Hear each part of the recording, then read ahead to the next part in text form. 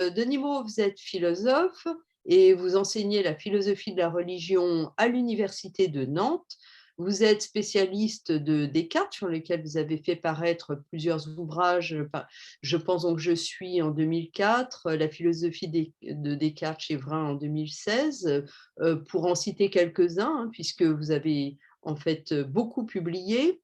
Vous travaillez aussi sur le rationalisme classique avec notamment un ouvrage sur Malebranche en 2004, et puis vous avez travaillé sur Arnaud, et vous avez contribué à la réédition d'un certain nombre de textes, notamment les principes de la philosophie de Descartes, et puis proposé de nouvelles traductions.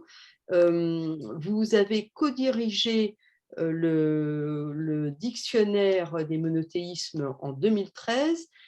Voilà, et puis votre activité se partage entre cette recherche universitaire et des essais philosophiques qui portent généralement sur le christianisme et sur une vision chrétienne de problèmes tout à fait contemporains. Alors, parmi vos derniers ouvrages, je cite Pour la vie, court traité du mariage et des séparations en 2014. Comment peut-on être catholique en 2018? Nul n'est prophète en son pays en 2019. Et dans cet entretien, il sera beaucoup question de votre dernier livre paru en 2022 aux éditions du Seuil, Résurrection, traverser les nuits de nos vies. Alors, pour débuter cet entretien, euh, est-ce que vous pourriez tout simplement, en quelques mots, nous tracer votre itinéraire philosophique? Bon, oui, oui, je suis pas sûr. Enfin, la philosophie n'est pas une vocation chez moi, pas plus que l'enseignement d'ailleurs. C'est des choses qui sont venues de façon très avec. Alors vous appelez ça comme vous voulez, le hasard, la providence, le destin, la nécessité, le cours des choses, l'ordre du monde. Enfin, voilà. Donc s'il y a une vocation, c'est une vocation littéraire, hein, ça, très précoce. Dès mes premières années, là, j'aimais beaucoup lire et écrire. J'ai eu des parents qui ont eu l'intelligence qui n'étaient pas des intellectuels, mais qui ont eu la grande intelligence d'apercevoir ça et de nourrir cette vocation. Je me souviens de ma mère qui m'emmenait 2 fois par semaine faire le plein de livres à la bibliothèque du quartier, des choses comme ça. Donc ça, voilà. Pas vraiment. J'ai fait de la philosophie comme tout le monde en terminale, mais ça m'avait intéressé, mais sans que ce soit le coup de foudre. Tout ça se passait en province. On m'a dit, il faut que tu montes à Paris faire une classe préparatoire. Comme j'étais un bon élève, alors je suis monté là dans la capitale faire une classe préparatoire. Première année, pareil, un petit intérêt pour la philo, mais rien d'extraordinaire. Et puis deuxième année, là, la rencontre d'un grand enseignant. Alors c'est quelqu'un qui est mort il y a 1 ou 2 ans. Ça me fait plaisir de prononcer son nom. C'était André Pessel, donc qui était professeur de philosophie en Cagne à Louis le Grand et qui était vraiment un enseignant extraordinaire. Alors, il a très peu écrit, hein, et ce qu'il a écrit n'est pas à la hauteur de son enseignement, mais tous ceux qui sont passés entre ses mains en gardent un souvenir ébloui. Il se trouve que c'était en 1987, tout ça, c'était le 350e anniversaire de la parution du discours de la méthode de Descartes. Et Descartes figurait donc au programme du concours pour entrer à l'école normale supérieure en philosophie. Et donc, en même temps que le découverte, enfin la rencontre avec cet enseignant, il nous a fait un cours fabuleux sur Descartes. C'était à tomber tellement c'était bien. Donc là, en même temps, là, le coup double, un gros intérêt pour la philo et puis la découverte de Descartes et du cartésianisme, donc comme ce qui est resté ma philosophie de cœur. Et puis après, j'ai eu la chance de rentrer à Normal Sup. Alors là, je me souviens très bien, durant la semaine de rentrée, avoir beaucoup hésité entre la philo et l'histoire. Et je ne sais plus très bien pourquoi j'ai choisi la philo, à vrai dire. Je me demande si c'est pas parce que les filles étaient plus jolies ou quelque chose comme ça. Enfin, ça n'était pas pour des motifs. C'était pas un choix que j'ai fait avec une pleine lumière dans l'entendement. Puis après, après j'ai laissé filer. Hein, j'ai fait une licence de philo, une maîtrise de philo. J'ai passé la grecque de philo. Là, après avoir passé la grecque comme un imbécile, j'ai fait une petite crise en me disant, mais est-ce que tu es vraiment sûr de vouloir enseigner? C'était bien le moment de se poser la question, parce qu'il était un peu tard. Et donc, j'ai pris une année de congé de Normal Sup. Dans l'insouciance de mes 20 ans, je pensais que j'allais pouvoir vivre, et au bout de 2 mois, j'avais plus un sou. Donc, il a bien fallu que je vive, et tout ce que j'ai trouvé pour survivre, c'est de donner des cours, enfin, des cours particuliers et des cours dans des boîtes privées. Et je me suis rendu compte que j'adorais ça. Donc la question de la vocation était réglée. J'ai choisi de devenir enseignant et puis j'ai suivi, enfin, mon parcours est très proche des standards de la sociologie, hein. J'ai fait une thèse par la suite, donc sur des auteurs cartésiens. Et puis j'ai eu la chance d'obtenir assez rapidement un poste en université. Alors vous voyez, tout ça, c'est vraiment plutôt une suite de hasards. Il y a une formule de Ricoeur, là, un hasard transformé en destin par un choix continu. Ça rend assez bien compte de mon Exactement. parcours intellectuel. Ce que je voudrais dire, pour pas donner l'impression qu'il y a du regret dans tout ça, c'est que je ne regrette absolument pas d'avoir choisi la philosophie et l'enseignement de la philosophie, bon, que je pratique dans des conditions privilégiées, hein, parce que je suis à l'université. C'est quand même très facile par rapport aux conditions où se trouvent beaucoup d'autres collègues, philosophes ou non. Mais j'adore ce métier, c'est vraiment un bonheur pour moi. Donc, pas de regret, vraiment, du tout. Et alors, est-ce que la philosophie est liée pour vous depuis le début au christianisme, ou bien est-ce que le lien que vous faites de plus en plus est instauré dans le temps et à la faveur d'un cheminement personnel? Oui, alors on peut dire ça. Bon, les 2 ont toujours été présents. Alors on n'a pas ajouté ça dans ma présentation, mais je pense qu'il faut mieux le dire. Enfin, c'est pas quelque chose que je cache d'ailleurs. Je suis catholique.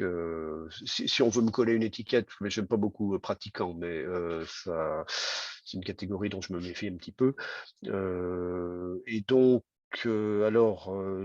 et catholique, enfin, je suis tombé dedans quand j'étais petit, hein, comme on dit, j'ai été éduqué à la foi chrétienne dès mon plus jeune âge. Donc, alors il y a eu, je crois qu'il y a eu quelques années de crise, rien d'existentiellement dramatique, hein, pas de grandes torsions internes, etc. Mais quand j'ai commencé la philosophie, bon, comme tout le monde, j'avais été catéchisé, mais j'avais dû arrêter aux alentours de 12 ans. Et donc, on va dire que mes représentations en matière de religion étaient assez naïves et s'accordaient mal avec la pensée plus mûre du jeune homme que j'étais en train de devenir.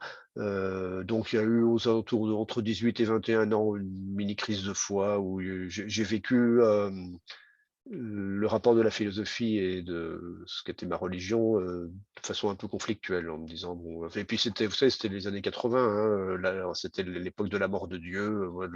Les profs nous expliquaient que saint Thomas d'Aquin c'est le dernier des ânes. Enfin bon, il y avait une espèce d'atmosphère qui est plus exactement la même aujourd'hui, mais ça s'est assez rapidement rassemblé, tout ça, en partie grâce à Descartes. Alors je sais bien, ça n'assure pas ma popularité quand je dis ça, parce que la plupart des cartésiens sont athées ou agnostiques, et la plupart des catholiques détestent Descartes, donc le créneau catholique et cartésien est, on s'y sent un peu isolé, mais c'est pas grave ça. Et en lisant Descartes, je me suis dit, mais enfin, il est catholique, Descartes, il le dit, il n'y a pas de raison de douter de sa bonne foi, et il donne des bons arguments en faveur de l'existence de Dieu, des bons arguments en faveur de l'immortalité de l'âme. Il y a une pensée des rapports entre foi et raison qui est assez articulée. Donc je pense que la lecture de Descartes, paradoxalement, au regard de la réputation de cet auteur, m'a plutôt ramené à la foi. La lecture de Malebranche, j'ai fait ma maîtrise sur Malebranche aussi, donc cartésien chrétien, m'a aussi convaincu que foi et raison pouvaient cohabiter assez harmonieusement. Et ça, c'est quelque chose, plus ça va, plus j'en suis convaincu. Alors effectivement, je pense que ça va s'accentuant avec les années. C'est-à-dire, je suis très éloigné d'un christianisme qui verrait dans le paradoxe ou l'irrationalité le principal motif de la foi. Moi, j'ai une foi très, enfin, j'essaie d'avoir une foi rationnelle, c'est-à-dire argumentée, en fait, donc j'ai des raisons de croire ce que je crois. Et c'est quand même, plus ça va, plus alors, en m'inscrivant dans une tradition qui est celle du christianisme, il se trouve que des trois grands monothéismes, le christianisme est quand même la religion qui a le plus choisi un compagnonnage continu avec la philosophie depuis ses origines, hein. C'est quand même, si on devait expliquer ce que c'est que le christianisme à un extraterrestre, il faudrait lui dire ça assez rapidement. C'est la religion qui a choisi de se dire et de se penser dans les catégories de la philosophie grecque. Donc, il y a quand même une forme, oui, de compagnonnage séculaire dans lequel il est assez facile de s'inscrire. Et donc voilà, enfin, vous connaissez la chanson des Beatles, là, Michel, Mabel sont des mots qui vont très bien ensemble. Moi, je peux dire philo, catho sont des mots qui vont très bien ensemble. Et effectivement, en avançant, à condition de se donner une définition de la rationalité un peu élargie. Alors la raison, c'est pas seulement la raison sèche, étroite des positivistes. Il y a peut-être d'autres champs que la rationalité peut investir. Je suis quand même profondément convaincu d'une connivence entre christianisme et rationalité. Alors ça se voit dès le prologue de l'évangile de Jean. Hein. Au commencement était le. Alors en général en français on traduit par verbe. Si vous regardez le mot grec qui est traduit par verbe, c'est logos. Euh, donc c'est la raison. Et il y a pas mal de lecteurs de ce texte, et pas des imbéciles, hein, Saint-Augustin ou Malebranche, qui ont dit qu'on pouvait traduire par au commencement était la raison, R majuscule, donc cette idée que l'univers est principalement rationnel. Et ça, c'est quand même une idée assez forte, qui à nouveau est philosophiquement accueillante. Et on s'est interrogé avec Karim sur la forme que prennent vos écrits, désormais. C'est-à-dire qu'il y a, vraiment, bon, la part des écrits universitaires dont nous avons parlé et puis ensuite, quand vous êtes dans un mode plus personnel, vous écrivez dans le registre de l'essai. Alors, pourquoi le choix de cette forme? Oui, alors ça, je pense, mon épouse dit que c'est ma crise de la quarantaine, donc il se trouve jusqu'à 40 ans, j'ai quand même essentiellement publié des travaux universitaires. Enfin, je ne sais pas si je suis très savant, mais savant, érudit et ennuyeux par là même.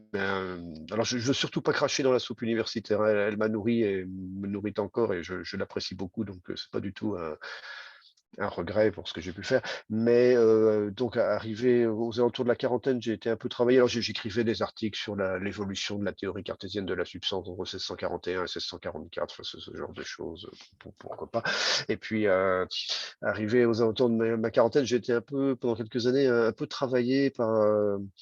Alors, par quoi? Je ne sais pas exactement. Donc, à nouveau, je suis philosophe, je suis chrétien, je suis catholique. En France, pas dans le monde, il faut se garder d'une forme d'européo ou de francocentrisme sur cette question, mais en France, le catholicisme s'effondre. Enfin, nous avons vécu depuis les années 1960 le krach du catholicisme français. Hein. Si vous regardez les chiffres, c'est terrifiant. Mais et la Covid a encore un peu accentué les choses, mais pour s'en tenir aux chiffres de pratiquants, là, on est à 1,6% de la population française, quand c'était 30 ou 40% il y a une cinquantaine d'années. Donc, pour le catholicisme en France, ça ne va pas fort. Et je me suis dit quand même, alors il y a eu un texte de la première lettre de Pierre dans le Nouveau Testament, vous devez toujours être prêt à rendre raison de l'espérance qui est en vous. Et si vous regardez le grec, raison, là, c'est encore logos, hein, donc tout ça fait système.